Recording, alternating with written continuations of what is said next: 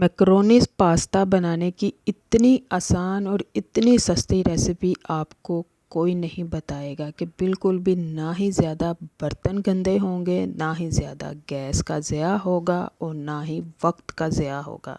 बल्कि जितने टाइम में मैक्रोनीज बॉयल होती हैं उतने टाइम में हम अपना मुकम्मल पास्ता तैयार कर लेंगे, परफेक्ट टेस्ट, खूबसूरत लुक के साथ। वेलकम बैक टू जनाब फूड्स, हमेशा की तरह एक नई बजट फ्रेंडली रेसिपी के साथ। रेसिपी तो नई नहीं लेकिन उसको बनाने का तरीका आज बिल्कुल नया है। आज हम बनाएंगे macaronis pasta in one pot. बिल्कुल भी हम अलहदा से मैक्रोनीज को बॉयल नहीं करेंगे।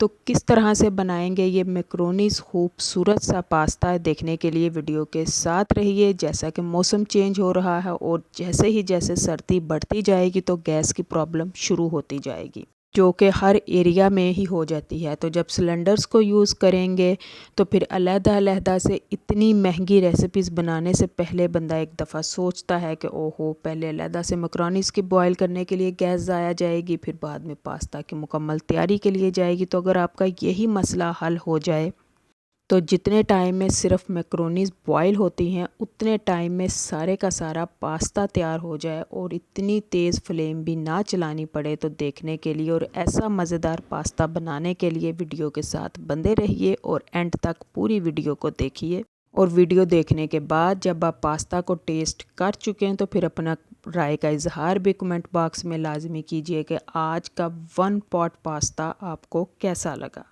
चिकन, मैक्रोनीज़ या वेजिटेबल्स किसी चीज़ को भी हम पहले से बॉयल नहीं करेंगे और इतने खूबसूरत तरीके से और इतना खिला खिला और निखरा निखरा हुआ पास्ता तैयार होगा। इस वन पॉट पास्ता की तैयारी के लिए सबसे पहले मैंने 1 पाव बोनलेस चिकन लिया था, जिसको दुकान से ही जब ख़रीदा तब उसी को कहा कि बिल्कुल छोटे छोटे से इसके पीसेस कर दे।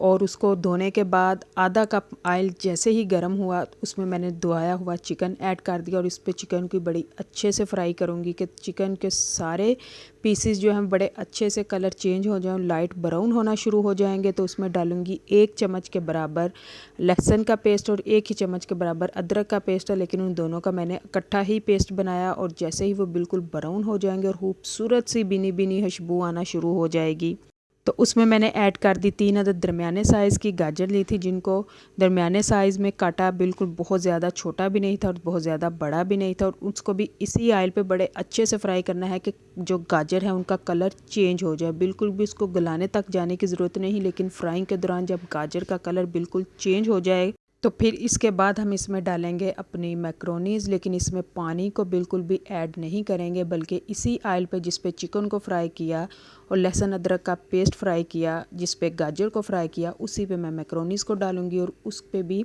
मैक्रोनीज़ को बड़े अच्छे से फ्राई करेंगे। और मैक्रोनीज़ डालने के फ़ौरन बाद हमें पानी नहीं डालना, बल्कि 2 से 3 मिनट के लिए मैक्रोनीज़ को उसी ऑयल पे बड़े अच्छे से फ्राई करेंगे और इतना मिक्स करेंगे कि जो ऑयल है वो हर मैक्रोनी के साथ लग जाए।